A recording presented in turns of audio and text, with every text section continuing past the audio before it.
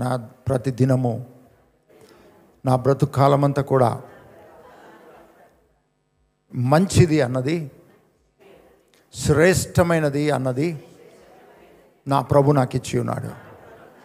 ఆయనవి నాకు ఇచ్చి ఉన్నాడు. ఆయన నాకు డబ్బులు ఇవ్వడు, డబ్బును సృష్టించగలిగిన శక్తి నాకు ఇచ్చాడు. జ్ఞానం నాకు ఇచ్చాడు. తెలివిని, వివేకం నాకు ఇచ్చాడు. ఆయన నాకు సామర్థ్యంనిచ్చాడు. ఆయన నాకు జ్ఞానమునిచ్చాడు. ఆయన నాకు వివేకం ఇచ్చాడు. దాని ద్వారా ప్రతి చోట నేను తలగా ఉంచబడతాను. ప్రతి చోట నేను తలగా ఉంచబడతాను. నేను చేయనదంతయు సఫలమవును. హల్లెలూయా. నాకు ఆయన ధైర్యంనిచ్చాడు. ఏ గాఢాంధకార లోయలైనా, ఏ గొల్యాతి అయినా నేను భయపడను. కారణం ఏంటంటే ఆయన ధైర్యం నాలో నింపి ఉన్నాడు. నేను భయపడను. నన్ను కాపాడువాడు ఎప్పుడు నన్ను చూస్తూనే ఉన్నాడు. I love you, I love you అంటూనే ఉన్నాడు. విడవను విడవను అంటున్నాడు. ఇదిగో నువ్వు నేను ఒకటే అంటున్నాడు. గట్టిగా హల్లెలూయా చెప్దాం. ప్రభుకు స్తోత్రం, ప్రభుకు మహిమ కలుగునుగాక. అయితే మనము ఈ ఫిబ్రవరి మంత్ అంతా కూడా విశ్వాసం గురించి ధ్యానిద్దాం అనుకున్నాం కదా. బాగా గమనించండి. మరొకసారి మనము రోమీలకు రాసిన పత్రిక 10వ అధ్యాయం 17వ వచనాన్ని చదువుదాం. వినుట వలన విశ్వాసము కలుగును. కాగా వినుట వలన విశ్వాసము కలుగును. వినుట క్రీస్తును గూర్చిన మాట వలన కలుగును. వినుట వలన విశ్వాసం కలుగును. వినుట క్రీస్తును గూర్చిన మాట వలన కలుగును. అదే చెప్పండి. వినుట, వినుట. మీరందరూ వింటున్నారా? మీరందరూ వింటున్నారా? ఎవరి స్వరం వింటున్నారు? పాస్టర్ గారి స్వరం వింటున్నారని చెప్పండి. అనండి, అనండి. పాస్టర్ గారి ద్వారా దేవుడు మాట్లాడుతూ ఉంటే నేను వింటున్నాను. నేను వింటున్నాను అంటే ఎక్కడి నుంచి ఒక సౌండ్ రావాలి, ఎక్కడి నుంచి ఒక శబ్దం రావాలి, ఎవరో మాట్లాడుతూ ఉండాలి. అలా వింటూ ఉంటే విశ్వాసం వస్తుంది. క్రీస్తుని గురించి వింటూ ఉంటే జయించే, అభివృద్ధి చెందే, విస్తరించే, ఆరోగ్యకరమైన, సమృద్ధికరమైన విశ్వాసం వస్తుంది. అందరూ చెప్పండి. నేను వినాలంటే ఎవరైనా మాట్లాడాలి.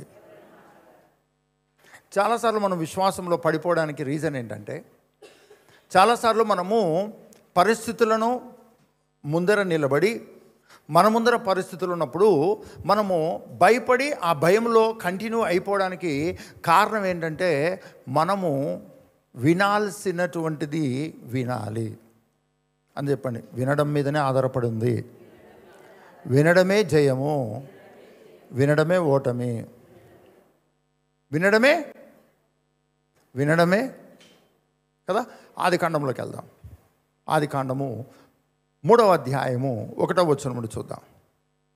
వినడము, ఈరోజు వినడము అన్నది చాలా పవర్ఫుల్ అండి, చాలా శక్తివంతమైనది. లిజనింగ్ అన్నటువంటిది చాలా శక్తివంతమైనది. హియరింగ్ అన్నటువంటిది చాలా పవర్ఫుల్. అది ఎంత పవర్ఫుల్ అంటే నిన్ను గొప్ప చేయడానికి అదే, నిన్ను నాశనం చేయడానికి అదే. నిన్ను గొప్ప చేయడానికి అదే, నిన్ను నాశనం చేయడానికి అదే. చూద్దాం. ఆదికాండం 2వ అధ్యాయం 7వ వచనం చూద్దాం. దేవుడైన యెహోవా నీలమంటితో నరుని నిర్మించి వాని నాసికారంధ్రములలో జీవవాయువును ఊదగా నరుడు జీవాత్మ ఆయను. దేవుడైన యెహోవా తూర్పున ఏదెనులో ఒక తోట వేసి తాను నిర్మించిన నరుని దానిలో ఉంచాను. 15వ వచనం. మరియు దేవుడైన యెహోవా నరుని తీసుకొని ఏదైనా తోటను సేద్యపరచుటకును దాని కాచుటకును దానిలో ఉంచాను. మరియు దేవుడైన యెహోవా ఈ తోటలో ఉన్న ప్రతి వృక్ష ఫలములను నీవు నిరభ్యంతరంగా తినవచ్చును. అయితే మంచి చెడ్డల తెలివినిచ్చు వృక్ష ఫలములను తినకూడదు. నీవు వాటిని తినుదినమున నిశ్చయంగా చచ్చెదవని నరునికి ఆజ్ఞాపించాను. అందరూ చెప్పండి. 15వ వచనంలో దేవుడు ఆదాముతో మాట్లాడుచుండగా ఆదాము వినుచుండెను. దేవుడు మాట్లాడుతుంటే ఆదాము ఏం చేస్తున్నాడు? అందరూ చెప్పండి. దేవుడు మాట్లాడుతుంటే ఆదాము వింటున్నాడు. వినటం వల్ల ఏమొస్తుంది? మీ పక్కవాళ్ళు చెప్పండి, నువ్వేం వింటే అది వస్తుంది. జాగ్రత్త. నువ్వు ప్రార్థించి ప్రార్థించి ప్రార్థించి ప్రార్థించి ప్రార్థించి వినకూడదు విన్నావనుకో, నీ ప్రార్థనతో తుస్. చాలాసార్లు మనం పోరాటం ఎక్కడ పోరాడతామో తెలుసా అండి? మనం వినేవన్నీ వినేసి వినాల్సిన వాటిని వినకుండా తర్వాత ప్రార్థన చేస్తామండి. నువ్వు యేసుక్రీస్తును నమ్మే విశ్వాసిగా, నీవు యేసుక్రీస్తును నమ్మే విశ్వాసిగా ఈ భూమి మీద నువ్వు జీవిస్తున్న నీ జీవితంలో వినడం అన్నది చాలా చాలా చాలా విలువైనది. మీ పక్కవాళ్ళు చెప్పండి, నీ చెవులు చాలా ఇంపార్టెంట్. దాన్ని గాలికి వదిలేస్తే నువ్వు గాలికి కొట్టుకుపోతూనే ఉంటావు. ప్రభువా నన్ను కాపాడు. ప్రభు అంటాడు, ఆగు, నేను చెప్పేది విను అంటాడు. లేదు ప్రభా, వినడం తర్వాత కానీ ముందు అయితే నువ్వు ఏదో ఒకటి చేయి ప్రభా. కుమారుడా, నేను అదే చెప్తున్నాను విను. లేదు ప్రభా, వినడానికి నాకు టైం లేదు అన్నట్టుగా ఉంటుంది. మీ పక్కన అడగండి, అర్థమవుతుందా లేదా? చెవులేమో అందరికి ఇచ్చేసి, ప్రార్థనేమో దేవునికి చేసి. బైబుల్ మొదట్లోనే ఉంది వినడము ఎంత శక్తివంతమైనదో. వినడం అన్నది ఎంత పవర్ఫుల్లో బైబిల్లో మొట్టమొదటి అధ్యాయాల్లోనే ఉందండి. దేవుడు ఆదామును చేసిన తర్వాత ఆదాము చెవులు వినున్నట్లుగా దేవుడు మాట్లాడాడు. ఏమని మాట్లాడాడు? 15వ వచనంలో చూద్దాం. మరియు దేవుడైన యెహోవా నరుని తీసుకొని ఏదైనా తోటను సేద్యపరచుటకును దాని కాచుటకును దానిలో ఉంచెను. మరియు దేవుడైన యెహోవా, ఈ తోటలో ఉన్న ప్రతి వృక్ష ఫలములను నీవు నిరభ్యంతరంగా తినవచ్చును, అయితే మంచి చెడ్డల తెలివినిచ్చు వృక్ష ఫలములను తినకూడదు. నీవు వాటిని తినుదినమున నిశ్చయంగా చచ్చదు అని నరునికి ఆజ్ఞాపించాను. ఇప్పుడు చెప్పండి, విన్న దాంట్లో బ్రతకడం ఉంది, చచ్చిపోవడం ఉంది. కనపడుతుందా కనపడట్లేదా? అందరూ చెప్పండి, విన్నాడు. ఆ విన్న దాంట్లోనే బ్రతకాలా చావాలా రెండు ఉన్నాయి. అదే చెప్పండి, వినడం అంత శక్తివంతమా? నేను విన్నది ఎంత శక్తివంతమైనది. బ్రతికించడానికి చావడానికి వినడమే కారణము. ఆదాము మొట్టమొదటి ఎవరి స్వరాన్ని విన్నాడు? ఆ స్వరంలో ఏముంది? దేవుని స్వరము. దేవుని స్వరంలో ఏముంది? అదే చెప్పండి, జీవము మరణము రెండు ఉన్నాయి. అనే ఏం వింటున్నాడు? ఇదిగో ఇది చెయ్యి, అన్ని తిను అన్నాడండి. ఒక్కటి తినొద్దు అన్నాడండి. ఒక్కవైపు వెళ్ళొద్దు అన్నాడు. ఒకవైపు వెళ్ళొద్దని లేదు, తినొద్దు అన్నాడండి. కానీ దాన్ని సేద్యపరచాల్సింది కూడా ఆదామే, దాన్ని కాల్చాల్సింది కూడా ఆదామే. దేవుని మాటలో, దేవుని మాట విన్నటువంటి ఆదాము చాలా స్ట్రిక్ట్గా ఉన్నాడు, భయపడడం లేదు. దేవుని మాట విన్న తర్వాత ఆదాముకులో ఎక్కడ భయం లేదు. ఆ తినొద్దన్న పండు తింటానేమో, పడిపోతానేమో అన్న ఆలోచనే లేదు. ఎందుకు? దేవుని మాట మాత్రమే విన్నాడు, దేవుని స్వరాన్ని మాత్రమే విన్నాడు. ఆ విన్న కారణం చేత ఆదాము ఎంత స్ట్రాంగ్గా ఉన్నాడంటే, దాన్ని కాచుటకు, దాన్ని సేద్యపరచుటకు, దాన్ని కాచుటకు దేవుడు మంచి చెడు తెలివినిచ్చే వృక్షఫలాన్ని కూడా ఆయన కాయాలి. ఎందుకంటే తోట చెట్ల మధ్యలో ఉంది, అది తోటల మధ్యలో ఉంది. ఆ మధ్యలో ఉన్న చెట్టును కాయాల్సింది ఆదామే. కానీ ఆదాము దేవుని మాట విన్నాడు, తింటే చచ్చిపోతామని దాని గురించి ఆలోచనే లేదు, తినాలనే ఆలోచన లేనే లేదు. బాగా గమనించండి, మన క్రైస్తవ జీవితంలో మనం విశ్వాసంలో పడిపోవడానికి రీజన్ ఏంటో తెలుసా అండి? సాతానుడు కాదండి, సాతానుడు కాదు, పరిస్థితులు కాదు, ఏమీ కాదు. మీ పక్కవాళ్ళు చెప్పండి, నీ చెవే. నువ్వు చెవిటివైనా బాగుండేది, వినలేని వ్యక్తివైనా బాగుండేది. అవునా కాదండి? దేవుడు అవన్నీ చేసేటప్పుడు ఎవరిని ఎలా చేసింటే బాగుండు? అంత ఆరోగ్యంగా పెట్టి బ్యూటిఫుల్గా తయారు చేసి చెవి, ఒక్క చెవి మాత్రం వినకుండా ఉంటే ఎంత బాగుండేదండి, ఎంత బాగుండేది. అవునా కాదండి? చాలాసార్లు మనము డెవిల్ నా మీద పనిచేస్తుంది అంటాం, దేవుడు నాకు సాయం చేయలేదు అంటున్నాం. కానీ ప్రాబ్లం ఎక్కడుందో తెలుసా అండి? మన చెవిలోనే ఉందండి, మనం వినే దాంట్లో ఉంది. ఒకవేళ నువ్వు వినకూడని వాటిని విని నిర్జీవమైన స్థితిలో ఉంటే, నీవు విని మళ్ళా దాంట్లో జీవాన్ని పొందుకోవచ్చు, ధైర్యాన్ని పొందుకోవచ్చు, పరిష్కారం పొందుకోవచ్చు. కాబట్టి వినడము అన్నది నీ క్రైస్తవ జీవితంలో నువ్వు అత్యంత ప్రాధాన్యతను ఇవ్వాలి. అందరూ చెప్పండి, ఏదైనా తోటలో దేవుడు మంచి చెడు తెలివినిచ్చే వృక్ష ఫలాన్ని పెట్టి తినొద్దన్నాడు. అది తింటే చచ్చిపోతామన్నాడు, మిగతావన్నీ తినొచ్చు అన్నాడు. ఆదాము అలానే ఉన్నాడు. ఎప్పుడు తినొద్దన్న పండును తినడానికి ఆదాము అవ్వకు ఆశ వచ్చింది? ఆదికాండం 3వ అధ్యాయం 1వ వచనం చూద్దాం. దేవుడైన యెహోవా చేసిన సమస్త భూజంతువులలో సర్పము యుక్తిగలదై ఉండెను. అది ఆ స్త్రీతో, ఇది నిజమా? ఈ తోట చెట్లలో దేని ఫలంలోనైనా మీరు తినకూడదని దేవుడు చెప్పెనా అని అడిగాను. అందుకు స్త్రీ, ఈ తోట చెట్ల ఫలములను మేము తినవచ్చును. అయితే తోట మధ్య ఉన్న చెట్టు ఫలములను గూర్చి దేవుడు, మీరు చావకుండానట్లు వాటిని తినకూడదనియు వాటిని ముట్టకూడదనియు చెప్పెనని సర్పంతో అనెను. అందుకు సర్పము, మీరు చావనే చావరు, ఏలయనగా మీరు వాటిని తినుదినమున మీ కన్నులు తెరవబడుననియు మీరు మంచి చెడ్డలను ఎరిగిన వారే దేవతల వలె ఉందురనియు దేవునికి తెలియనని స్త్రీతో చెప్పగా. చాలా చెప్పగా అక్కడ దేవుడు ఆదాముతో చెప్పగా, అంతే చెప్పండి, దేవుడు ఆదాముతో చెప్పగా తినొద్దన్న పండును చూస్తున్నాడు కానీ తినడానికి ఆశ లేదండి. ఇక్కడ అవ్వ సాతానుడు కుయుక్తితో చెప్పిన మాట వినగా అవ్వకు ఏమొచ్చింది? ఆ పండు మీద 3:6 ఆదికాండం. స్త్రీ ఆ వృక్షము ఆహారమునకు మంచిదియు కన్నులకు అందమైనదియు వివేకమిచ్చు రమ్యమైనదియు నయుండుట చూచినప్పుడు ఆమె దాని ఫలములలో కొన్ని తీసుకొని తిని తనతో పాటు తన భర్తకును ఇచ్చాను. అతడు కూడా తినను. అంతకంటే ముందు ఆ చెట్టు ఉందా లేదా అండి? అంతకంటే ముందు ఆ ఫలాలు ఉన్నాయా లేదా? మరి అంతకంటే ముందు అంత అట్రాక్షన్గా ఎందుకు కనపడలేదు? అందరు చెప్పండి, అదే చెట్టు, అదే పండ్లు దేవుడు చెప్తేనేమో తినబుద్ధి అవ్వలేదు, దానివైపు చూస్తున్నా దానికి ఆకర్షణ లేదు.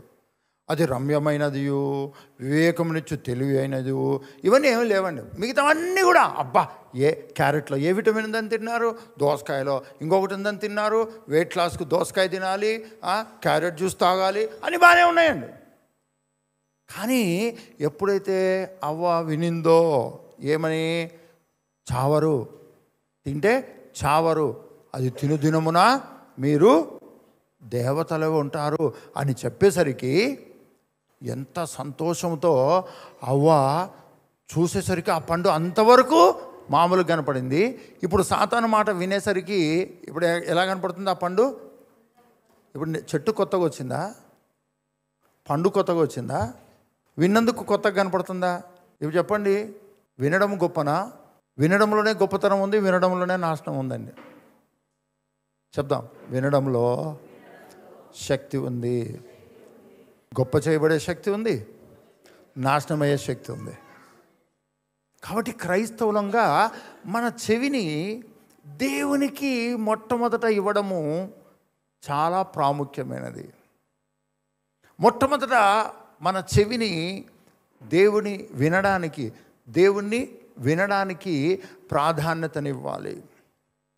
లేకపోతే మిగిలినవన్నీ కూడా వినపడి మనము ఎంత ప్రార్థన చేసి ఎంత చర్చికి వచ్చి ఎంత దేవునికి ఇచ్చినా మనం మళ్ళా డల్ అయిపోతామండి కదా. దేవుడు మాట్లాడినప్పుడు ఆదాము, అయ్యో ఈ పండు దేవుడు తినొద్దని చెప్పినప్పుడు ఈ పండు ఎందుకు చేయాలి మరి? అది కూడా సెంటర్లో ఎందుకు పెట్టినాడు? అసలు ఈ తోటలో ఈ మంచి చెడు తెలియని వృక్షఫలము అవసరమా? తినొద్దన్న దానికి అవసరమా అని ఇటువంటి ఆలోచనలు చేశాడండి ఆదాము. ఉందా? ఎక్కడైనా ఉందా? బైబిల్లో ఉందా? ఆదాము అమ్మ పడిపోతానేమో ఇటువంటి ఆలోచన ఉందా? మీకేమైనా కనపడిందా? ఆదాము కంగారు పడాను, ఆదాముకు పండు తిన్నట్టు కల వచ్చాను, ఆదాము గబెలుమని భయపడి లేచాను, అయ్యో ప్రభా అని ఇటువంటివి ఉన్నాయండి? ఉన్నాయా బైబిల్లో? మీ పక్క వాళ్ళు చెప్పండి, దేవుని మాట విన్నన్ని రోజులు, దేవుని స్వరాన్ని విన్నన్ని రోజులు, దేవుని వాక్యం విన్నన్ని రోజులు, ఆ ప్రకారం ఉన్నన్ని రోజులు కాదు. నువ్వు వింటే చాలు ఫిక్స్ అయిపోతావు. మీ పక్క వాళ్ళు చెప్పండి, నువ్వేం వింటావో అది ఫిక్స్ అయిపోతావు. దేవుని మాట విని ఫిక్స్ అయిపోయాడు. ఇప్పుడు సైతాన్ మాట విని కూడా ఫిక్స్ అయిపోయారు. అందరు ఇక్కడే ఉన్నారండి. బైబిల్ స్పష్టంగా చెప్తుంది, వినుట క్రీస్తును గురించిన మాట వలన. అందరు చెప్పండి, ఎవరు చెప్తున్నారో ఆ చెప్పే వ్యక్తి యొక్క ప్రభావము నువ్వు వినటం ద్వారా నీ హృదయంలోకి, నీ తలంపుల్లోకి, నీ ఆలోచనలోకి ఆ ప్రభావం వచ్చి చేరుతుంది. బైబిల్ కూడా చదువుతామండి, మనం బైబిల్ కూడా చదువుతాం. ఈ బైబిల్ ఏంటంటే 2 పార్ట్స్ ఉంటాయండి. బైబిల్ నువ్వు చదివే బైబిల్లో 2 పార్ట్స్ ఉంటాయి. ఒకటేమో అన్ని తిను అని, ఇంకొకటేమో తినొద్దు అని ఉంటుంది. దేవుని స్వరంలోనే 2 ఉన్నాయి. దేవుని స్వరంలోనే 2 ఉన్నాయండి. ఏంటది? తినొద్దు, తినొచ్చు. ఏది తినాలో బైబిల్లోనే ఉంది, దేవుని స్వరంలోనే ఉంది. ఏది తినకూడదో దేవుని స్వరంలోనే ఉందండి. కానీ దేవుడు చెప్పినట్టు చేయకుండా మనము తంటాలు కొని తెచ్చుకుంటాం. ఏంటో తెలుసా అండి? అందుకనే బైబిల్ ఏం చెప్తుందో తెలుసా? అవిశ్వాసులతో విజ్జోడుగా ఉండమని చెప్తుంది. చాలామంది క్రైస్తవ యవనస్తులు ఎందుకు నేను క్రైస్తవురాలను, నేను ఒక ముస్లింను పెళ్లి చేసుకోకూడదా, ఒక హిందువును పెళ్లి చేసుకోకూడదా అంటారండి. బైబిల్లో నువ్వు అన్యులను పెళ్లి చేసుకోవద్దని లేదండి. బైబిల్లో ఉందండి. అన్యులను పెళ్లి చేసుకోవద్దని ఉందా బైబిల్లో? అవిశ్వాసులతో విజ్జోడుగా ఉండమని బైబిల్ చెప్తుందండి. ఈవెన్ క్రిస్టియన్ నేమ్ కలిగి ఉండ కూడా, అమ్మాయి పేరు ఎస్తేరు, అబ్బాయి పేరు పీటర్ అనుకోండి. పీటర్ ఎప్పుడు చర్చికి పోడండి. పాపం అమ్మాయి మాత్రం చాలా భక్తిగా ఉంటుందండి. కానీ పేరు పీటర్ కదా, వాళ్ళ డాడీ పాస్టర్ కదా అని ఎస్తేరు పాపం మోసపోయి పెళ్లి చేసుకున్నాడు. మనవాడు ఆదివారం రోజు సినిమాకని తీసుకెళ్ళిపోతున్నాడండి. అయ్యా ఏంటి నువ్వు ఫస్ట్ సండే మన మ్యారేజ్ అయ్యి చర్చికి వెళ్ళకుండా సినిమాకేంటి? మీ డాడీ పాస్టర్ కదా అంటే, మా డాడీ పాస్టర్, నేను కాదు. మరి నీ పేరు పీటర్ కదా, నేను ఆ పీటర్ను కాదండి, ఆ పీటర్ను కాదు. నాకు యేసుప్రభు తెలియదు అన్న పీటర్ను నేను. అందరు ఇక్కడే ఉన్నారండి. చాలాసార్లు యవ్వన కాలంలో ఉన్నటువంటి ప్లెజర్స్ను బట్టి ఏం చేస్తారంటే, వీళ్ళని పెళ్లి చేసుకొని మారుస్తా, వాళ్ళని పెళ్లి చేసుకొని మార్చడానికి పెళ్లి చేసుకోవాల్సిన అవసరం లేదండి. అందుకనే యవ్వన బిడ్డలు వివాహాల సమయంలో బాగా గమనించండి. వివాహ సమయంలో ఎప్పుడు కూడా వాళ్ళ క్యాస్ట్ ఏంటి, వాళ్ళ రిలీజన్ ఏంటి, వాళ్ళ కథ ఏంటి, అవేంటి ఇవేంటి, వాళ్ళ స్టేటస్ ఏంటి అన్న దానికంటే ముందు యవ్వన బిడ్డల మ్యారేజ్ విషయంలో ఒకవేళ యవ్వనస్తులుగా ఉండి మీరు పెళ్లి చేసుకోవడానికి ఒక అమ్మాయినో ఒక అబ్బాయినో మీరు సెలెక్ట్ చేసుకోవాలా వ్యక్తిగతంగా.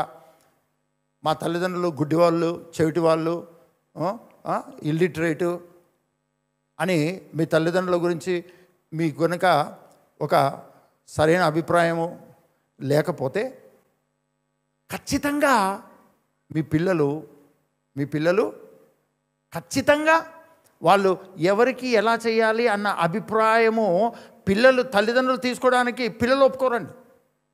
ఎవరైతే పిల్లలు ఒప్పుకోకుండా ఉంటారో ఆ పిల్లలు సెలెక్ట్ చేసుకునేటప్పుడు, క్రైస్తవుడుగా ఒక యవనస్తులు ఉన్నప్పుడు సెలెక్ట్ చేసుకోబోతున్నటువంటి వ్యక్తిని, ఆ వ్యక్తి యొక్క విశ్వాస జీవితాన్ని పరీక్షించి సెలెక్ట్ చేసుకోవాలండి. ఏం సెలెక్ట్ చేసుకోవాలి? అందము, చదువు, డబ్బు ఇటువంటివన్నీ చూడొద్దు. తర్వాత ఫస్ట్ సెలెక్ట్ చేసుకోవాల్సింది ఏంటంటే, యేసుక్రీస్తులో ఈ వ్యక్తి ఎలా ఉన్నాడు, తన యవ్వన కాలంలో తన యవ్వన హృదయాన్ని దేవునికి ఇచ్చిన వ్యక్తి కాదా, ఆ అమ్మాయి ఇచ్చిన అమ్మాయా కాదా, ఫస్ట్ చూడాలండి. ఇది లేకుండా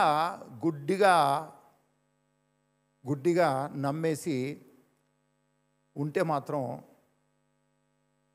తర్వాత చాలా పశ్చాత్తాపడాల్సి వస్తుంది, చాలా ఇబ్బంది పడాల్సి వస్తుందండి. ఒకవేళ ఈవెన్ పేరెంట్స్ కూడా క్రైస్తవ తల్లిదండ్రులుగా ఉన్నటువంటి వారు వారి పిల్లల వివాహ సమయంలో ఎటువంటి వివాహ సంబంధాలు చూడాలి అంటే, అమ్మాయి ఉంటే అబ్బాయిని, అబ్బాయి ఉంటే అమ్మాయిని. అసలు వాళ్ళ తల్లిదండ్రులు భక్తిపరులు అయితే కాదండి, వాళ్ళ తల్లిదండ్రులు భక్తిపరులు అయితే ఉండనియండి. కానీ పెళ్ళి చేసుకోబోయే అమ్మాయిని కానీ అబ్బాయి కానీ వాళ్ళు ఎలా చర్చికి వెళ్తున్నారు, ఎలా అనుదినము దేవుని సహవాసంలో ఉన్నారు, రక్షణ అనుభవం ఉందా లేదా, దేవుని అంటే ప్రేమ ఉందా లేదా. భయభక్తుల జీవితం గురించి కాదండి, దేవుడు అంటే ప్రేమ ఉందా లేదా, దేవుడు అంటే ప్రేమ ఉందా లేదా, రక్షణ యేసుక్రీస్తు ప్రేమతో ఇచ్చిన రక్షణ అనుభవం ఉందా లేదా, ఇవి చూసుకోవాలండి. లేకపోతే పెళ్ళి ఒక్క రోజులో అయిపోతుందండి. ఒక రోజు కాదండి, ఒక్కసారి తాళి కట్టేశాడు అనుకోండి, లేకపోతే కొన్ని చోట్ల బైబిల్ మార్చేస్తారండి, కొన్ని చోట్ల రింగ్స్ ఒకటే మారుస్తారు. ఎలాగైనా సరే ఒక 10 నిమిషాల్లో పెళ్ళి అయిపోతుందండి. కానీ జీవితాంతము వారిద్దరు విశ్వాసులైతే, యేసుక్రీస్తుని నమ్మిన విశ్వాసులైతే వాళ్ళు హ్యాపీగా ఎన్ని సమస్యలు వచ్చినా జయించుకుంటూ వెళ్ళిపోతారండి. కానీ సమస్యలు బయట నుంచి రావటం వేరు, అసలు వాళ్ళ విశ్వాసములోనే సరైనటువంటి విశ్వాసము లేకపోతే జీవితాంతము పెద్ద పోరాటంలో పడాల్సి వస్తుందండి, చాలా ఘోరమైన పోరాటంలో పడాల్సి వస్తుంది. కాబట్టి క్రైస్తవ కుటుంబాలుగా ఉన్నటువంటి వారు ఎందుకు విశ్వాసము, ఇక్కడ క్రైస్తవ కుటుంబంలో పుట్టిన వ్యక్తి, హిందూ కుటుంబంలో పుట్టిన వ్యక్తి, ఒక ముస్లిం కుటుంబంలో పెట్టిన వ్యక్తి కాదండి. నువ్వు ఏ రిలీజియన్లో ఉన్నావో ఆ రిలీజియన్ని ఎంత స్ట్రాంగ్గా నువ్వు నమ్ముతున్నావు అన్నది చాలా ఇంపార్టెంట్ అండి. ఫెయిత్ దేవుని మీద నువ్వు ఏ రిలీజియన్ అయినా అవ్వని, ఇది సంఘానికి నేను చెప్పట్లేదు, లోకరీతిగా నేను చెప్తూ ఉన్నాను. నువ్వు ఏ క్యాస్ట్, ఏ రిలీజియను, ఏ దానికి సంబంధించిన వ్యక్తివైనా, ఒక అమ్మాయిగా ఒక అబ్బాయిగా నీకు సరిపోయిన వ్యక్తితో ఇదిగో ఈ వ్యక్తి ఓకే అని నువ్వు ఎవరినైతే అనుకుంటావో అది సేమ్ కనుక లేకపోతే, కొన్ని బేసిక్ ప్రిన్సిపల్స్ ఉంటాయి, అవి సేమ్ లేకపోతే భవిష్యత్తులో కొట్టుకొని చంపుకునేంత పరిస్థితి వస్తుందండి. విడిపోవడం అంటే చనిపోవడమే కదండి, విడిపోవడం అంటే చనిపోవడమే కదా. దానికి రీజన్ ఏంటి అంటే, ప్రారంభములో తీసుకునే నిర్ణయము, ప్రారంభంలో హృదయంలో ఇష్టపడే సమయంలోనే మనము అంత స్థితిలోకి రాకముందే ఒక దాంట్లో ఫిక్స్ అయి ఉండాలి. తల్లిదండ్రులుగా ఫిక్స్ అయి ఉండాలి, యవ్వన వయసులోకి వస్తున్నప్పుడే ఫిక్స్ అయి ఉండాలి. ఏమని, నేను యేసుక్రీస్తుని నమ్మాను, యేసుక్రీస్తుని ఆరాధించే ఆరాధికునిగా ఉన్నాను, ఆరాధికురాలుగా ఉన్నాను, నాకు కాబోయే భర్త లేకుంటే కాబోయే భార్య కూడా యేసుక్రీస్తును ప్రేమించే వ్యక్తి అయి ఉండాలి, ఆరాధించే వ్యక్తిగా ఉండాలి.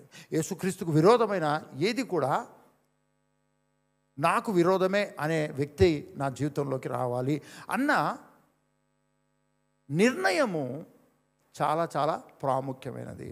ఈవెన్ క్రిస్టియన్స్లో కూడా క్రిస్టియన్స్ అన్ని చేసుకుంటారు, క్రైస్తవుడే అనుకొని చేసుకుంటారండి. ఏదో తల్లిదండ్రుల బాధ భరించలేక బాప్తీసం పొందింటారండి, తల్లిదండ్రుల టార్చర్ తట్టుకోలేక బాప్తీసం పొందింటారు. ఏదో బాప్తీసం తీసుకుంటే పిల్లలు మారిపోతారని చెప్పేసి బాప్తీసం ఇచ్చింటారండి.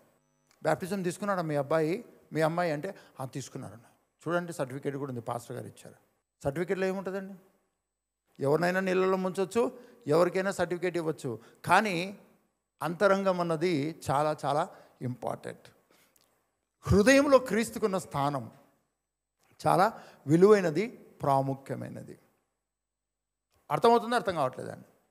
అందుకనే బైబిల్ ఏం చెప్తుందంటే అవిశ్వాసులతో విజ్జోడుగా ఉండమని చెప్తుంది, అవిశ్వాసులతో విజ్జోడుగా ఉండమని చెప్తుంది. నువ్వు జోడి కడితే అని చెప్తాం. జోడి అంటే కలిసి నడవడము, కలిసి తినడము, కలిసి మాట్లాడుకోవడము, కలిసి టైం స్పెండ్ చేయడము, కలిసి ఒక పని చేయడం. ఒక వ్యక్తికి ఒక విధమైన విశ్వాసం ఉంటుంది, ఇంకొక వ్యక్తికి ఇంకొక విధమైన విశ్వాసం ఉంటుందండి. రెండు విశ్వాసాలు రెండు రకాలుగా ఉన్నటువంటి ఇద్దరు ఏ రోజు కూడా కలిసి పని చేయలేరండి. కాబట్టి బైబిల్ చెప్తున్నటువంటి మర్మము చాలా అద్భుతమైనటువంటిది. ఈరోజు పెళ్లి చేసుకోవడానికి వివాహానికి సిద్ధపడినటువంటి యవనస్తులు కానీ, ఇక్కడ ఉన్నవారు లైవ్లో జాయిన్ అయిన వాళ్ళు కానీ, మీ పెళ్ళి గురించి మీరు కంగారు పడకండి. వివాహము అవ్వట్లేదనో అవ్వాలనో ఎలానో అని కంగారు పడద్దు. ఎందుకంటే ఫస్ట్ నీ కంగారులోనే ఎవరితో పడితే పెళ్ళి అయిపోతుందిలే, పెళ్ళి కావట్లేదు అని తొందరలో ఎవడు పడితే వాడు జీవితంలోకి వస్తే, ఏ అమ్మాయి అంటే అమ్మాయి జీవితంలోకి వస్తే చాలా డేంజర్ అండి, చాలా డేంజర్. వాళ్ళని మార్చుకునే లోపల జీవితమే మారిపోతుంది. చర్చికి రమ్మంటే ఇంకో చోటుకి పోదామంటారండి, చర్చికి రా అక్కడ కూడా పోదామంటారండి. ఇటువంటి విశ్వాస విషయంలో ఏకీభవించలేని సంబంధాలు కరెక్ట్ కాదండి. ఒకవేళ సంఘంలో ఉండి నీవు రక్షింపబడిన వ్యక్తిగా, నీవు సరైనటువంటి క్రీస్తు ప్రేమ, క్రీస్తు సహవాసము లేని వ్యక్తిగా నువ్వు ఉంటే నువ్వు పెళ్లి చేసుకోవడం మానే. ఫస్ట్ నువ్వు చేయాల్సిన పని ఏంటంటే ప్రభువుతో అంటుకట్టబడు, ప్రభువును ప్రేమించు, ప్రభువును హత్తుకో. ఎందుకంటే ప్రభువును నమ్ము, ఆయన స్వరం వినడం ప్రారంభించు. ఇక్కడ చూడండి, ఆదాము దేవుని స్వరం విని స్థిరంగా ఉన్నాడు. అమ్మాయి భార్య హవ్వ ఏం చేసింది? సాతాను స్వరం విని సాతాను బట్టి వెళ్ళిందండి. ఇక్కడ ఒకవేళ సాతానుడే ఆదాముతో మాట్లాడితే ఆదాము పరిస్థితి కూడా అదే. ఇక్కడ అమ్మాయి తప్పు చేసింది కాబట్టి అమ్మాయిలందరూ ఎప్పుడు తప్పు చేస్తారు అన్న రాంగ్ కాన్సెప్ట్లోకి క్రైస్తత్వం రాకూడదు. ఎందుకంటే తప్పు అనేటువంటిది, పాపం అన్నటువంటిది, అపవాది లోక సంబంధమైనటువంటిది ఎవరు విన్నా, చెవులున్న ఎవరు విన్నా, ఆడ మగ తేడా లేకుండా, వయసుతో సంబంధం లేకుండా ఎవరు విన్నా విశ్వాసం కలుగుతుంది దాని మీద. కాబట్టి ఇక్కడ ఆదాము దేవుని స్వరం విన్నాడు కాబట్టి ఆదాము మంచోడైతే భార్య పండిస్తే ఎందుకు తిన్నాడు మరి? చాలామంది అంటారు పెళ్లి చేసుకుని నాశనమైన వాళ్ళు చాలామంది ఉన్నారు, పెళ్ళిళ్ళు చేసుకోకపోవడం మంచిది అంటారండి. కానీ వివాహం అనే విషయాల్లో దాన్ని హ్యాండిల్ చేయడం రావాలండి, అంతే. దాన్ని హ్యాండిల్ చేయడానికి రాక చాలామంది వివాహాలకు వ్యతిరేకమైపోతారు, వివాహాల మీద జోకులు వేస్తారు. కానీ దేవుడు చాలా ఘనంగా ఎంచుచున్నాడు. హల్లెలూయా. సంఘం దీన్ని రియలైజ్ అవ్వాలి. బీదవాళ్ళైనా పర్వాలేదండి, అందంగా లేకపోయినా పర్వాలేదండి. నేను ఇంకొక సత్యం చెప్తాను, చెప్పాలా వద్దా? మ్యారేజ్కి, వివాహ బంధానికి అందము, కలరు, హైటు, డబ్బు, ఆస్తులు ఏది పనికిరాదండి. అది ఎప్పుడు అర్థమవుతుందో తెలుసా అండి? ఇవన్నీ చూసుకొని పెళ్లి చేసుకుంటే పెళ్ళి అయిన తర్వాత అర్థమవుతుంది, వివాహం అయిన తర్వాత అర్థమవుతుంది. వారిద్దరూ ఒకరికొకరు ప్రేమగా, ఆకర్షణగా, ఆసక్తిగా, ఒకరంటే ఒకరు విడిచిపెట్టి ఉండలేనటువంటి పరిస్థితి జీవితకాలం మట్టుకు వాళ్ళు కొనసాగిస్తే ఆటోమేటిక్గా డబ్బు సంపాదించుకుంటారండి, ఆటోమేటిక్గా ఉద్యోగాలు సంపాదించుకుంటారు, ఆటోమేటిక్గా ఆశీర్వాదం వారిని వెంబడిస్తుంది. వాళ్ళిద్దరు ఒక టీమ్గా పనిచేస్తే చాలా శక్తివంతమైనటువంటి కార్యాలు జరుగుతాయి. అట్లని మనస్పర్ధలు రావా, గొడవలు రావా, లేకపోతే తిట్టుకోవడం ఉండదా అంటే ఉండాలనేం రూల్ లేదండి. ఒకవేళ వస్తే కూడా వారికి ఉన్న ప్రేమను బట్టి క్షమించుకొని ముందుకెళ్తారు. కానీ యేసుక్రీస్తునందు భార్యాభర్తలుగా జతపరచబడినటువంటి వారి మధ్యలో పరిశుద్ధాత్ముడు శక్తివంతంగా పనిచేస్తాడండి. ఎందుకో తెలుసా అండి? ఎందుకంటే వినడము అన్నది, దేవుని గురించి వినే లక్షణము భార్యాభర్తలు ఇద్దరిలో కనుక ఉంటే చాలా ధన్యకరమైన జీవితం. చాలా గొడవలు ఆగిపోతాయండి, చాలా క్షమించడం అన్నది ఆటోమేటిక్గా ఉంటుంది. ఎలా పడితే అలా నోరు పాడేసుకోవడం అనేది ఉండదు. అమ్మాయి అంతకు అమ్మాయి, అబ్బాయి అంతకు అబ్బాయి తిట్టడము, క్షమాపణ చెప్పడం కదా. హాల్లో తిట్టి బెడ్రూమ్లో కాలు పట్టుకుంటారండి, ఇదే సామెత అంటూ ఉంటారు కదా. బయట తిట్టి, కానీ భార్య బయట లోపల తిట్టదండి, తీసుకొచ్చి బయటనే తిడుతుందండి. ఎందుకంటే అమ్మాయి ఎప్పుడు కూడా సీక్రెట్గా తిట్టదండి. తిట్టాలనుకుంటే ఎవరి ముందరైనా తిడుతుందండి, కంట్రోల్ చేసుకోలేదు పాపం. అబ్బాయిలు అట్లా కాదండి, సీక్రెట్గా తిట్టుతారండి. అయితే బాగా గమనించండి, వినటం వలన నేను వినాల్సినవే విని వినకూడనివి వినకుండా ఉండడానికి నేను ప్రాక్టీస్ చేస్తే నేను చాలా ఆరోగ్యంగా ఉంటాను, ఆత్మీయంగా బలంగా ఉంటాను, చాలా శక్తివంతంగా ఉంటాను. దాని కొరకు నువ్వు చాలా త్యాగాలు చేయాల్సి వస్తుంది. కొంతమందిని కట్ చేయాల్సి వస్తుంది కదా. కొంతమంది 24 గంటలు, నీకు తెలుసా భార్యాభర్తలు కొట్లాడారు, వాళ్ళిద్దరు విడిపోయారంట, తెలుసా నీకు? 24 గంటలు కొంతమంది విడాకుల గురించే మాట్లాడతారు, కొట్లాటల గురించే మాట్లాడతారండి, కొట్టుకోవడం గురించే మాట్లాడతారండి. అటువంటి వాళ్ళని ఏం చేయాలి మనం ఇప్పుడు? కట్ చేయాలండి. నీకు తెలుసా మీ ఆయన అనేసరికి వినదండి. చెప్పు, నాకు తెలుసు, నాకు ఇప్పుడే అనుమానం స్టార్ట్ అయింది, నువ్వు చెప్పు, నాకు తెలుసు, నువ్వు చెప్పకపోయినా నాకు తెలుసు. నాకు దయచేసి అందరూ చెప్పండి, వినకూడనివి కట్ చేయాలి, నష్టం చేసేవి కట్ చేయాలి, అటువంటి మనుషులనే కట్ చేయాలి. వాళ్ళ ఇంటికి వస్తానంటే కూడా ఇంటి ముందర తాళం వేసి వెనకాల నుంచి తిరగాలి. లేకపోతే వాళ్ళని అవాయిడ్ చేయడం కాదండి, మనం నాశనం కాకుండా కాపాడుకోవాలి. అందరూ చెప్పండి, ఆదాము దేవుని స్వరాన్ని విని సేద్యపరుస్తున్నా సరే ఆ చెట్టు ఆ పండు ఆకర్షణగా లేదు. అవ్వ సాతాను స్వరం విని అంతవరకు మామూలుగా కనపడినది ఇప్పుడు రమ్యంగా కనపడడం స్టార్ట్ అయింది. ఇప్పుడు చెప్పండి, దేవుడు చెప్పినది వింటే శక్తివంతంగా దేవునిది పనిచేస్తుంది. సాతాను చెప్పినది వింటే సాతాను చెప్పినది శక్తివంతంగా పనిచేస్తుంది. ఇప్పుడు మనిషి ఏం చూజ్ చేసుకోవాలి? మీ పక్కవాళ్ళు చెప్పండి, చెవి నీది, నువ్వు ఎవరికిస్తే, ఏ మాట వింటే దాని శక్తి నువ్వు చూస్తావు, దాని ప్రభావం నువ్వు అనుభవిస్తావు. నీ క్రైస్తవ జీవితంలో నువ్వు కష్టాల్లోంచి బయటికి రావడానికి, నీ జీవనంలోంచి బయటకు రావడానికి, అప్పుల్లోంచి బయటకు రావడానికి, లేకపోతే ఇంకో దాని నుంచి బయటకు రావడానికి ప్రయాసపడద్దు. నువ్వు ప్రయాసపడాల్సింది ఏంటో తెలుసా? నువ్వు లేనిపోనివన్నీ వినే వ్యక్తిగా ఉంటే నీవు ఫాస్టింగ్ చేయాలండి. చాలామంది ఫాస్టింగ్ చేస్తారండి. 40 రోజులు ఉపవాసం చేసి 40 రోజులు దేవుని స్వరం విని విని విని విని 40 రోజు బయటకు వచ్చి మిగిలిన స్వరాలని వింటారండి. నువ్వు 40 రోజుల స్వరము 40 రోజులు మాత్రమే విని వదిలేసేది కాదు. నీ జీవితాంతము నువ్వు వినాల్సిన స్వరము దేవుంది మాత్రమే. హల్లెలూయా. అందుకనే నీవు విశ్వాసంలో నిలబడలేకపోవడానికి రీజను సాతానుడు కాదు. నిన్ను నిలబెట్టలేకపోయాడు అని దేవుడు ఫెయిల్ అవ్వలేదు. నిన్ను పడగొట్టి అపవాది గెలవలేదు.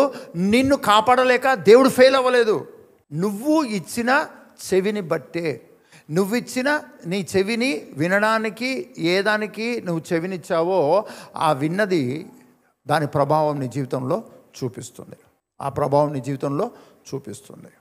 నా అజ్ఞాన దశలో నేను జ్ఞానంగా ఉండడానికి ప్రభు నాకు సాయం చేశాడండి. నా అజ్ఞాన దశలో నేను జ్ఞానంగా ఉండడానికి ప్రభు నాకు సాయం చేశాడు. ఏంటో తెలుసా అండి? నా వివాహ సమయంలో నేను నా బోధకులు చెప్తూ ఉంటే నేను సరిగా వినక నేను ఫెయిల్ అయ్యా ఎడ్యుకేషన్లో. మరలా వినడం ప్రారంభించిన తర్వాత నేను ప్రభు కృపను బట్టి సక్సెస్ అయ్యా. కానీ జీవితంలో ఫెయిల్యూర్లో ఉన్నప్పుడు దేవుడు చూపిన మహాకృప ఏంటంటే, నేను ఒక మూర్ఖంగా ఉండేవాడినండి. ఏంటి మూర్ఖత్వం అంటే, నాకు క్రైస్తవులు యేసు ప్రభును ఏదో నమ్మేశారు వాళ్ళ కుటుంబము కాదు. నేను చేసుకోబోయే అమ్మాయి, నేను వివాహం చేసుకోబోయే అమ్మాయి ప్రభువును చాలా బలంగా నమ్మి ఉండాలి. ప్రభు అంటే ప్రేమించే వ్యక్తి అయి ఉండాలి. నేను జెస్సీతో ఫోన్లో మాట్లాడినప్పుడు కానీ నాకున్నటువంటి ఫీలింగ్ ఏంటంటే, నీకు వంట చేసేయడానికి వస్తుందా రాదా, రేపొద్దున పెళ్లి చేసుకున్న తర్వాత నాతో పాటు ఎక్కడికైనా వస్తావా రావా, మా అమ్మ మా నాన్న చూసుకుంటావో చూసుకోవా, మా ఇల్లు ఇట్లుంటుంది, ఇటువంటి విషయాలు మాట్లాడడానికి కాదండి. నేను జెస్సీతో ఎందుకు మాట్లాడాలనుకున్నానంటే, అసలు యేసు ప్రభును ప్రేమిస్తుందా ప్రేమించట్లేదా. రెండవది, నాకంటే విశ్వాసంలో బలమైన వ్యక్తి అయి ఉండాలి. అప్పుడే నేను కూడా నిలబడగలిగిన స్థితిలో నేను ఉంటాను. ఈ 2 విషయాలు నా అజ్ఞానంలో, నా మూర్ఖత్వంలో నేను కోరుకున్నానండి. ఇట్లనే ఉండాలి, నాకు కావాల్సిన నా కాబోయే భార్య ఎలా ఉండాలి అంటే, యేసుప్రభును ప్రేమించే వ్యక్తి ఉండాలి. భక్తిపరురాలు నాకు అక్కర్లేదు, భయభక్తులు కలిగిన వ్యక్తి నాకు అక్కర్లేదు. యేసుప్రభును బాగా ప్రేమించాలండి. ఆ ప్రేమించడంలోనే భక్తి ఉంటుంది. రెండవది, నేను పడిపోతే కూడా నన్ను నిలబెట్టగలిగినటువంటి, యేసుక్రీస్తులో విశ్వాసంలో నన్ను నిలబెట్టగలిగినటువంటి సామర్థ్యం కలిగిన విశ్వాసైన అమ్మాయి అంటే నాకు బాగుంటుంది. అని నేను అడిగానండి. అప్పుడు జెస్సీ ఫోన్లో చెప్పింది, యేసు ప్రభువును ప్రేమించడం కాదు, నేను పడిపోతే నిన్ను నిలబెట్టడం కాదు, మొత్తాన్ని దేశాలనే నిలబెట్టేంత విశ్వాసం నాకుంది అనిందండి. నిన్ను, నీ కుటుంబాన్ని అంతటిని కూడా విశ్వాసం నిలబెట్టగలను, అంత విశ్వాసం నాకుంది. యేసు ప్రభువు అంటే నాకు పిచ్చి ప్రేమ ఉంది, ఇంకా చాలా. మీ పక్క వాళ్ళు చెప్పండి, అప్పటికి పాస్టర్ గారు ఇంకా బ్యాప్టిజం కూడా పొందలేదు. ఇక్కడేమో బాప్తిజమే పొందలేదు, అక్కడేమో దేవుని ప్రేమించే అమ్మాయి కావాలా, నేను పడిపోతే లేపే అమ్మాయి కావాలని. పడుకుంటే లేపే అమ్మాయి కాదు, పడిపోతే లేపే అమ్మాయి. అందరు ఇక్కడే ఉన్నారు. కానీ ప్రభుకు స్తోత్రం. మరి జెస్సీతో నేను మాట్లాడడం మొదలైన తర్వాత నేను బాప్తిజం పొందానండి. అంతవరకు బాప్తిజం యొక్క విలువ నాకు తెలీదు. యేసుప్రభు అంటే ప్రేమనే, కానీ బాప్టిజం యొక్క విలువ తెలీదు.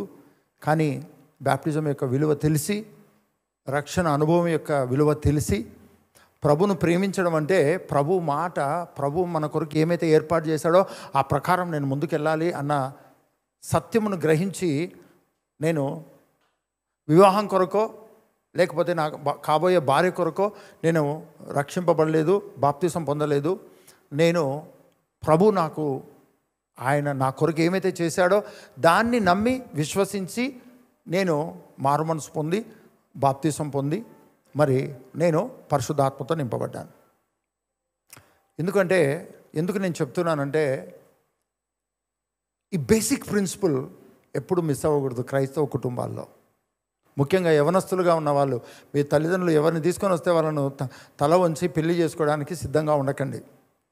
ఎందుకంటే వాళ్ళకు అత్తగారుల నుంచి, మామగారుల నుంచి, అవ్వగారుల నుంచి, బంధువుల నుంచి, ఇరుగు పొరుగు వారి దగ్గర నుంచి రకరకాల ప్రెజర్స్ ఉంటాయి,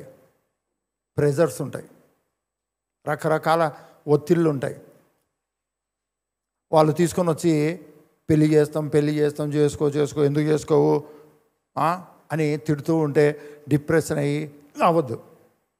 ఒకటే స్థిరంగా ఉండండి. ఎవరిని పడితే వాళ్ళను ఎలా పడితే అలా పెళ్లి చేసుకోవడం వలన సఫర్ అయ్యే వాళ్ళని అడిగితే చెప్తారు, మ్యారేజ్ చేసుకున్న తర్వాత క్రైస్తవ జీవితంలో మన నరకానికి పోంగాని భూమి మీద ప్రత్యక్ష నరకము అవిశ్వాసులతో నేను అనుభవిస్తున్నానని అబ్బాయి కానీ అమ్మాయిలు కానీ చెప్తారండి. భర్తలుగా కానీ భార్యలు కానీ చెప్తారు. ఎందుకంటే క్రైస్తవ కుటుంబాల్లో దేవుడు అంటే స్థానం లేని చోట క్రైస్తవులకు ఉండలేరు. ఒకవేళ ఈ మాటలు చెప్తున్న టయానికే పెళ్ళైపోయి ఇబ్బందికరమైనటువంటి పరిస్థితులుంటే పరిశుద్ధాత్ముడు పరిష్కారమై ఉన్నాడు. భయపడదు, పరిశుద్ధాత్ముడు పరిష్కారమై ఉన్నాడు. వాళ్ళు చేసుకొని మార్చలేదా, వీళ్ళు చేసుకొని మారలేదా, వాళ్ళు చేసుకున్నారు, మొత్తం కుటుంబమే మారిపోయింది. సరే, నువ్వు కూడా అలానే పడు కష్టాలు, అలానే సఫర్ అవ్వు. ఎవరు పోల్చుకోకూడదు. నీ జీవితము ప్రత్యేకమైనది, నీ భవిష్యత్తు ప్రత్యేకమైనది, నీ జీవితం చాలా విలువైనది. దేవుడు చాలా మహోన్నతమైన ప్లాన్ కలిగి ఉన్నాడు. గట్టిగా హల్లెలూయా చెప్దామండి. అందుకనే బేసిక్ ప్రిన్సిపల్ ఏంటంటే, వివాహం అవ్వడానికి బేసిక్ ప్రిన్సిపల్ ఏంటంటే, నువ్వు క్రీస్తును ప్రేమించే వ్యక్తి అయి ఉండాలి. నీకు కాబోయే భర్త, నీకు కాబోయే భార్య యేసుక్రీస్తును ప్రేమించే వ్యక్తి అయి ఉండాలి. నీ పిల్లలకు కూడా, తల్లిదండ్రులుగా పిల్లలకు కూడా యేసుక్రీస్తును ప్రేమించడము, యేసుక్రీస్తును వినడము నేర్పించాలి. ఇలా చేయకపోతే ఏమవుతుందంటే మనము బాధపడాల్సి వస్తుందండి, మనము కృంగిపోవాల్సి వస్తుందండి. ఈ రోజుల్లో మరి యవనస్తులు మరీ ఓన్ డెసిషన్, ఇండిపెండెంట్గా డెసిషన్ తీసుకొని ముందుకెళ్ళేటువంటి రోజులుగా ఉన్నాయండి. అవి కుటుంబాలకు చాలా విచ్ఛిన్నకరంగా ఉన్నాయి, చాలా ఇబ్బందికరంగా ఉన్నాయి. కానీ అలా ఓన్గా డెసిషన్ తీసుకుంటున్నా సరే ఆ అమ్మాయో అబ్బాయో యేసుక్రీస్తును ప్రేమించే వ్యక్తి అయి ఉండడము అన్నది మాత్రమే ఇంపార్టెన్స్ ఇవ్వు. లేకపోతే నిన్ను ప్రేమించడు. ప్రేమించాల్సిన వ్యక్తి ప్రేమించకపోతే ఇంకా అదే నరకం అండి. ప్రేమించాల్సిన వ్యక్తి ప్రేమించకపోతే అదే నరకము. దేవుణ్ణి ప్రేమించే వ్యక్తి భార్యను, తల్లిదండ్రులను, అన్ని చోట్ల అందరినీ, ఎవరిని ఏ స్థాయిలో ప్రేమించాలో ఆ స్థాయిలో ప్రేమించగలిగిన కెపాసిటీ యేసు ప్రభు ఇస్తాడండి. కాబట్టి క్రిస్టియన్ పేర్లు ఉన్నంత మాత్రం చేత, క్రిస్టియన్ విశ్వాసము ఉన్నంత మాత్రం చేత, లేకపోతే చర్చికి వెళ్తున్నారు అన్నంత మాత్రం చేతనే కాదు. కానీ రియల్గా ప్రభువును ప్రేమించే వ్యక్తి నీ జీవితంలోకి వస్తే, అమ్మాయి కానీ అబ్బాయి కానీ, అది చాలా శక్తివంతంగా ఉంటుంది. అందరూ చెప్పండి, వినటం వలన విశ్వాసం కలుగును. వినడము అంటే ఎవరో మాట్లాడాలి. వినడము అనేది ఎవరో మాట్లాడుతుంటే మనం వినడము. ఆదికాండంలో మనం చూసాం, 2వ అధ్యాయంలో దేవుడు మాట్లాడితే ఆదాం విన్నాడు. 3వ అధ్యాయంలో సాతాను మాట్లాడితే హవ్వ వినింది. ఎవరో మాట్లాడాలి. అందరూ చెప్పండి, ఎవరో మాట్లాడుతున్నారు. ఒక మాట చదివి నెక్స్ట్ వీక్ కంటిన్యూ చేసుకుందాం. యోహాను సువార్త 14వ అధ్యాయం 26వ వచనాన్ని చూద్దాం.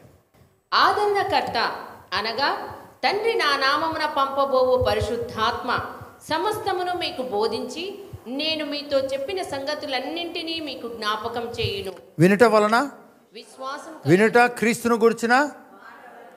బాగా గమనించండి, వినడము అన్నది చాలా విలువైనటువంటిది. 2, ఆ వినాలి అంటే ఎవరో మాట్లాడాలి. ఎవరు పడితే వాళ్ళు మాట్లాడుతుంటే నువ్వు వినకూడదు. ఎవరి మాట వినాలో నువ్వు చూస్ చేసుకోవాలి, నువ్వు సెలెక్ట్ చేసుకోవాలి. ఎవరి మాట వినాలి, ఎవరిని గూర్చి నేను వినాలి అన్నది నువ్వే నిర్ణయం తీసుకోవాలి. ఎవరు ప్రెజర్ చేయరు, ఒత్తిడి చేయరు, నువ్వే నిర్ణయం తీసుకోవాలి. ఎవరు మాట్లాడితే వినాలి అన్నది నువ్వే నిర్ణయము తీసుకోవాలి. అయితే బైబిల్ చెప్తుంది, యోహాను సువార్త 14వ అధ్యాయం 26వ వచనంలో యేసు ప్రభు చెప్తూ ఉన్నాడు. చూద్దాం. ఆదరణకర్త అనగా తండ్రి నా నామమున పంపబోవు పరిశుద్ధాత్మ మీకు సమస్తమును బోధించి. అందరూ చెప్పండి, బోధించి. నేనేం చేస్తున్నాను ఇప్పుడు? నేను బోధిస్తున్నాను, మాట్లాడుతున్నాను. అవునా కదా? మీరందరూ ఏం చేస్తున్నారు? మీరందరూ ఏం చేస్తున్నారు కదా? నేను మాట్లాడుతుంటే మీరు ఏం చేస్తున్నారు? ఇలా మాట్లాడితే వినడానికి ప్రతి ఒక్కరూ ఉన్నారండి. కానీ నీ క్రైస్తవ జీవితంలో నువ్వు నిర్ణయించుకోవాల్సిన, నీకు బోధించే వ్యక్తిని, నీతో మాట్లాడే వ్యక్తిని నువ్వు సెలెక్ట్ చేసుకోవాలి. దేవుడైతే సెలెక్ట్ చేసి పెట్టాడో ఆయన నీలోనే ఉన్నాడు. ఆయనే పరిశుద్ధాత్ముడు. అందరూ మాట్లాడితే వినొచ్చు మనం, కానీ పరిశుద్ధాత్ముడు మాట్లాడడం, వినడం మొదలైతే నువ్వు ఒక అతీతమైన శక్తిగా మార్చబడతావు, ఒక అసాధారణమైన వ్యక్తిగా మార్చబడతావు. నిన్ను మనుషులు ఈరోజు చూస్తే నువ్వు ఈరోజు ఉన్నట్టు రేపు ఉండవు. వేస్ట్ ఫెలో అని ఈరోజు అన్న వ్యక్తి రేపు ఎలా తయారైపోయాడు అనే ఆశ్చర్యపోయే రీతిగా పరిశుద్ధాత్ముడు నీతో మాట్లాడి నిన్ను రైస్ చేస్తాడు. ఒక క్షణం ఆయన నిన్ను కదా, 4 రోజుల ముందర లాజరు చచ్చిపోయాడండి. 4 రోజుల ముందర లాజరు చనిపోయాడండి, సమాధి చేయబడ్డాడు. 4వ రోజు యేసయ్య వచ్చాడండి. వారం క్రితము లాజరు బతికున్నాడు, అనారోగ్యంగా ఉన్నాడు. అదే వారంలోనే లాజరు చనిపోయాడు. అదే వారంలోనే సమాధి చేయబడింది. అదే వారంలోనే యేసయ్య వచ్చాడు. ఇప్పుడు లాజరు బతికున్నాడా, చనిపోయాడా? యేసయ్య వచ్చిన రోజుకి చనిపోయే ఉన్నాడు. అందరూ చనిపోయాడు అంటున్నారండి. మరి యేసయ్య వచ్చి ఏం చేశాడు? ఏం చేసి బతికిచ్చాడు? ముట్టా? మీ పక్కన వాళ్ళతో చెప్పండి, నువ్వు ఎవరి మాట విన్నా ఆ మాట ప్రభావం నీ మీద పనిచేస్తుంది.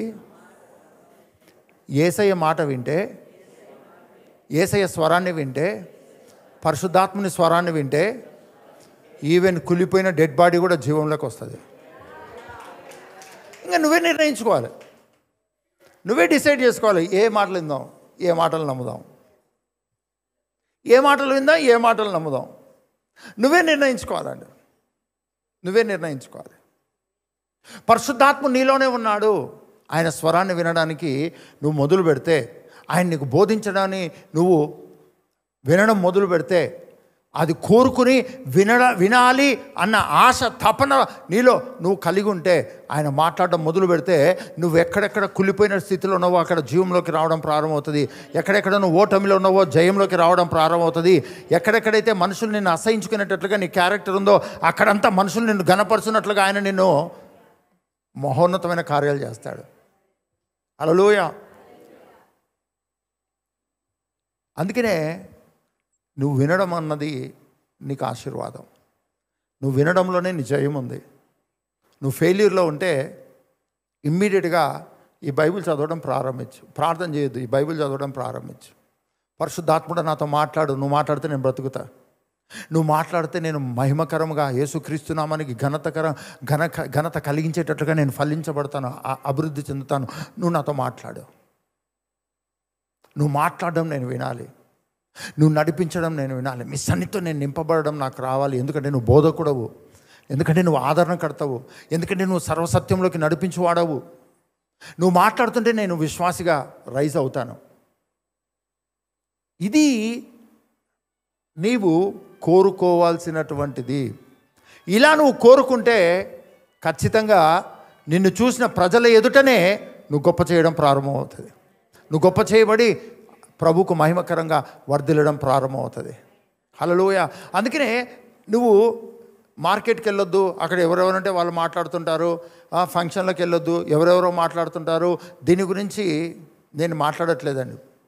కానీ నువ్వు వినడము అన్న అత్యంత ప్రాధాన్యమైనది దేవుని స్వరము, పరిశుద్ధాత్మని స్వరము, ఈ వాక్యం యొక్క స్వరము, వాగ్దానం యొక్క స్వరము. ఇది నీకు ప్రాధాన్యతంగా ఉండాలి. నువ్వు ఫస్ట్ వినే ప్రతి మాట రోజంతా పనిచేస్తుంది. అందుకనే నువ్వు ఫస్ట్ పరిశుద్ధాత్మ సన్నిధి, పరిశుద్ధాత్మని స్వరం. నీకు అన్య భాషలు మాట్లాడే స్థితిలో నువ్వు ఉన్నట్లయితే అన్య భాషలు మాట్లాడడానికి అత్యధికంగా ప్రాధాన్యత ఇవ్వు. అది కూడా దేవుని స్వరమే, అది కూడా పరిశుద్ధాత్మని స్వరమే. ఈ వాక్యం చదవడం మొదలుపెట్టు, దేవుని స్వరమే. గట్టిగా హల్లెలూయా చెప్దామండి, గట్టిగా హల్లెలూయా చెప్దాం, గట్టిగా హల్లెలూయా చెప్దామండి. నీ జీవితంలో నువ్వు తీసుకున్న నిర్ణయాలు నీకు పనికి వస్తాయో రావో తెలియదు, కానీ దేవుని స్వరాన్ని వినడం మొదలు పెడితే, పరిశుద్ధాత్మ స్వరం వినడం మొదలు పెడితే నీ జీవితం అసాధారణంగా ఉంటుంది. హల్లెలూయా. నీ ఫ్రెండ్స్, నీ బంధువులు అందరూ కూడా ఆశ్చర్యపోయే రీతిగా నువ్వు హెచ్చింపబడతావు. అది ఏ విధమైన భయంకరమైన పరిస్థితిలో ఉన్నా సరే నువ్వు ఆయన స్వరాన్ని వినడం మొదలు పెడితే నువ్వు తలగా ఉంచబడడం ప్రారంభమవుతుంది. అత్యధికమైన మహిమ కార్యాలు నువ్వు చూడడం ప్రారంభమవుతుంది. ఏది పడితే అది విని దాన్ని నమ్మి దాని ప్రభావంలో మనము కొట్టుకొని పోతున్నాము. కానీ అలాంటి క్రైస్తవ జీవితం దేవుడు మనకు ఇవ్వలేదు. పరిశుద్ధాత్మని స్వరం విని ఆ ప్రకారము, ఆ ప్రభావంతో జీవించడానికి మనకు క్రైస్తవ జీవితం ఇవ్వబడింది. ఈరోజు ఒక నిర్ణయం మనం తీసుకుందాం. ఎన్నో విషయాలు నువ్వు విన్నావు. వ్యాధులు, రోగాలు, కష్టాలు, శోధనలు, ఇబ్బందులు, అపవాది క్రియలు, మంత్రశక్తులు, ఆ శక్తులు, ఈ శక్తులు, రకరకాల వాటి స్వరాలు విన్నావు. కానీ నీలో ఉన్న పరిశుద్ధాత్మని స్వరం, నీవు చదువుతున్న బైబిల్ యొక్క స్వరం, అది నిన్ను ప్రభావితం చేసేంతగా నువ్వు చదివావా లేదా? వినడానికి ప్రయత్నం చేస్తున్నావా లేదా? ఇది చాలా ప్రాముఖ్యమైనదండి. నువ్వు తీసుకునే నిర్ణయంలో, ఆ తీసుకున్న నిర్ణయంలో ప్రతి దినము ఈ వాక్యమును నువ్వు వినున్నట్టుగా చదువు. నువ్వే గట్టిగా వినున్నట్టుగా చదువు. ఒకవేళ నీకు చదువు రాకపోతే ఎవరితోనైనా ఆడియో బైబిల్ తెప్పించుకొని ఆడియో బైబిల్ పెట్టుకొని వినడం ప్రారంభించు. ఇది నీ జీవితాన్ని అసాధారణంగా మారుస్తుంది. హల్లెలూయా. ఒకవేళ పరిశుద్ధాత్మ నింపుదల ఆల్రెడీ ఉండి పరిశుద్ధాత్మ ఇచ్చిన సామర్థ్యంతో అన్య భాషలు మాట్లాడే వ్యక్తిగా ఉంటే అన్య భాషలు మాట్లాడడము ఏ రోజు కూడా తగ్గించొద్దు. మాట్లాడు మాట్లాడు మాట్లాడు మాట్లాడు. అది వేస్ట్ అనిపించినా మాట్లాడు, అది అబద్ధం, వేస్ట్ అవ్వదు. అన్ని భాషలు మాట్లాడడం అనేటువంటిది దేవుని స్వరము. హల్లెలూయా. కాబట్టి అందులో నువ్వు ఫ్లరిష్ అవ్వు. ఈ సంఘానికి వస్తూ ఈ సంఘంతో కనెక్ట్ అయ్యి ఉండి నీవు పరిశుద్ధాత్మ నింపుదల అన్య భాషలు మాట్లాడడం అన్న ప్రాధాన్యత నువ్వు చేయకపోతే ఏదో ఒక రోజు ఈ చర్చికి రావడం మానేస్తావు. నువ్వు దేవుణ్ణి కూడా విడిచిపెట్టి వెళ్ళే పరిస్థితి వస్తుంది. ఎందుకంటే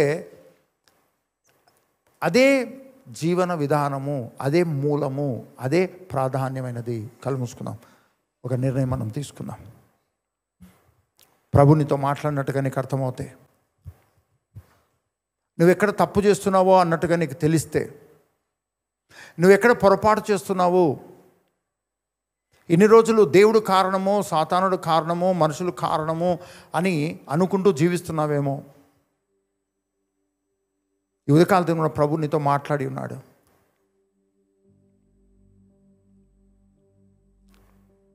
ఏదంటే అది విని దాని ప్రభావానికి గురై సఫర్ అవుతున్నావేమో. భయపడొద్దు, బాధపడొద్దు. ఎలా అయితే నువ్వు వినకూడనివి విని దెబ్బతిన్నావో, ఇప్పుడు వినాల్సినవి వినడం ప్రారంభించు. వినాల్సినవి వినడం ప్రారంభించు. పరిశుద్ధాత్మతో నింపబడి పరిశుద్ధాత్మ స్వరం వినాలని కోరుకో. అనుదినము పరిశుద్ధాత్ముడా, మీ సన్నిధి, మీ స్వరం నాకు అర్థం కావాలి. ఇదిగో నేను వాక్యం చదువుతున్నాను, నాకు బోధించు, జ్ఞాపకం చేయి.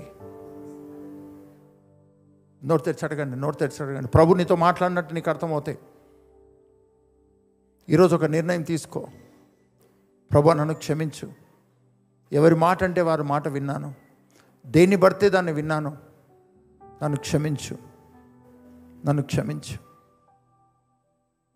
ఇంట్లో వాళ్ళ స్వరం, బయటి వాళ్ళ స్వరం, పరిస్థితుల స్వరం, ఇలాగా డాక్టర్ల స్వరం ఎన్నో విని నేను సఫర్ అవుతున్నాను. కానీ నీ స్వరం నేను వింటే ఆ ప్రభావము నా మీదకి వస్తుంది. ఆ ప్రభావంతో నేను జయిస్తాను, వర్ధిల్లుతాను, ఆరోగ్యంగా ఉంటాను. ఇన్ని రోజులు దీన్ని నిర్లక్ష్యం చేసినందుకు నన్ను క్షమించు. నీ రక్తంలో నన్ను కడుగు, పరిశుద్ధపరచు. చెప్పండి, సైతానా, నీ మాటలు, నీవు ప్రేరేపించిన మనుషుల మాటలు, వ్యాధుల మాటలు, రోగాల మాటలు, నష్టం యొక్క మాటలు, పాప సంబంధమైన మాటలు, ఇలాంటివి విని వాటి ప్రభావాల ద్వారా నేను నష్టపోయాను. సాతానా, ఇలా విని నా మీద నీకు ఇచ్చిన అధికారాన్ని యేసు రక్త నామంలో విరగొడుతూ ఉన్నాను. సైతానా, నువ్వు, నీ మాటలు, వాటి ప్రభావాలు, అవి తరతరాల నుంచి వచ్చినా, నా నుంచి వచ్చినా, ఇప్పుడే వాటన్నిటిని తీసుకొని వెలమని ఆజ్ఞాపిస్తూ ఉన్నాను. యేసు రక్త నామంలో, యేసు రక్త నామంలో. తండ్రి చిత్తం కానిది, యేసుక్రీస్తుకు సంబంధం లేనిది, పరిశుద్ధాత్మ నడిపింపు కానిది ఏది నా శరీరాన్ని, ఏది నా మనస్సును, ఏది నా ఆలోచనలను, ఏది నా జ్ఞాపకాలను, ఏది నా శరీర అవయవాలను, నా కుటుంబాన్ని, నా రిలేషన్స్ను, నా ఆర్థిక విషయాలను, ఏ ఏ విషయాల్లో సాతాను ప్రభావాలు ఉన్నాయో వేలతో సహా పెరికివేయబడి పాతాళానికి తొక్కివేయబడును గాక. యేసు రక్త నామంలో, యేసు రక్త నామంలో, యేసు రక్త నామంలో, యేసు రక్త నామంలో. ఇప్పుడే పరిశుద్ధాత్ముడా, మీ సన్నిధి కుమ్మరింపు ఇప్పుడే నేను అనుభవించుదును గాక. మీ ప్రభావ మహిమతో నింపబడుదును గాక. మీ స్వరం వినడము ప్రారంభమవును గాక. పరిశుద్ధాత్ముని స్వరము, పరిశుద్ధాత్ముని స్వరము నాకు తెలియను గాక, నేను గ్రహించుకొందును గాక. పరిశుద్ధాత్మ నింపుదల ఎందు ఆసక్తి నాలో రగులును గాక. పరిశుద్ధాత్మ నడిపింపు ఆసక్తితో వెంబడించే వ్యక్తిగా, కోరుకునే వ్యక్తిగా నేను వర్ధిల్లుదును గాక, వర్ధిల్లుదును గాక. అవిశ్వాస సంబంధమైన, క్రీస్తుకు సంబంధం లేని వినడం వలన ఏ ఏ పరిస్థితులు ఉన్నాయో వాటన్నిటిలో పరిశుద్ధాత్మ అభిషేకము ద్వారా జయించుదును గాక, వర్ధిల్లుదును గాక. జీవములకు వచ్చునుగాక, సమృద్ధి కలుగునుగాక, సంతోష సమాధానాలు వచ్చునుగాక, పరిష్కారాలు వచ్చునుగాక. ఈ క్షణమందే, ఈ క్షణమందే, ఈ క్షణమందే పరిష్కార సంబంధమైన పరిశుద్ధాత్మ మాటలు విందునుగాక, నా తలంపుల్లో ఉండునుగాక. గట్టిగా చప్పట్లు కొట్టి పరిశుద్ధాత్మనికి మహిమ చెల్లిద్దాం. అన్ని భాషలు మాట్లాడే వాళ్ళు అన్ని భాషలతో మాట్లాడదాం. అన్ని భాషలు మాట్లాడే వాళ్ళు అన్ని భాషలతో మాట్లాడదాం.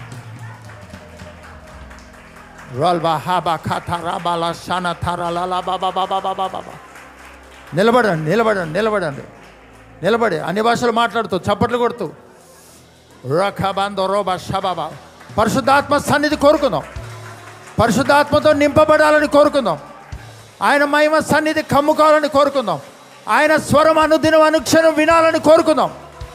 రాల్బా కారా దాలాబా షఠారాలాబా రబా హల థాల ఖీన థామానో షఠోరోబా యా ప్రాడాథా ఖాఠారామా షఠరైడే ఖేలామాంద వల్బా థాఖారామా షబా నోరు తెరవండి, నోరు తెరవండి, నోరు తెరవండి, నోరు తెరవండి, నోరు తెరవండి, నోరు తెరవండి. దాస్ పాఖారా దాబా షఠ థాల అలా ఖబా బాబా బాబా సేదే దే బాబా. ప్రతి ఒక్కరిని మీ అభిషేక సన్నిధికి అప్పగిస్తున్నాను ఆయన. మీ అభిషేక సన్నిధి ప్రభావానికి అప్పగిస్తున్నాను ఆయన. ఇప్పుడే మీ సన్నిధి కుమ్మరింపు అనుభవించదురుగాక. మీ శక్తి సామర్థ్యంతో నింపబడదురుగాక. వినగలిగిన చెవి, గ్రహించగలిగిన హృదయముగా ప్రతి ఒక్కరు మార్చబడదురుగాక. పరిశుద్ధాత్మని నడిపింపు, పరిశుద్ధాత్మ స్వరము, పరిశుద్ధాత్మని బోధ, పరిశుద్ధాత్మను జ్ఞాపకం చేయడం అనుభవంలోకి వచ్చుదురుగాక. ఇప్పుడే ఇక్కడున్న వారు, లైవ్లో జాయిన్ అయిన ప్రతి ఒక్కరు, ప్రతి ఒక్కరు, ప్రతి ఒక్కరు, ప్రతి ఒక్కరు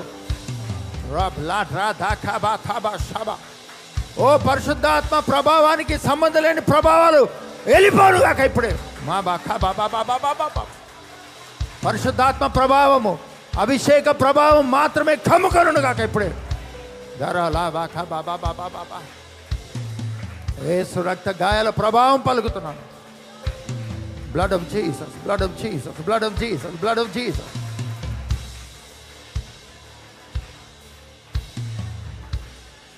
హృదయాలు స్వస్థత నొందును గాక, ఆలోచన తలంపులు జ్ఞాపకాలు స్వస్థపడును గాక, శరీర అవయవాలు ప్రతి కణము స్వస్థత నొందును గాక ఇప్పుడే. రిలేషన్షిప్స్ స్వస్థత నొందును గాక, ఆర్థిక విషయాల్లో స్వస్థత నొందుదురు గాక, బలపరచబడి నడిపించబడుదురు గాక పరిశుద్ధాత్మ చేత. విత్తబడిన వాక్యం వందంతలుగా ఫలింపచేత యేసు నామం నడుచున్నాను తండ్రి, ఆమేన్.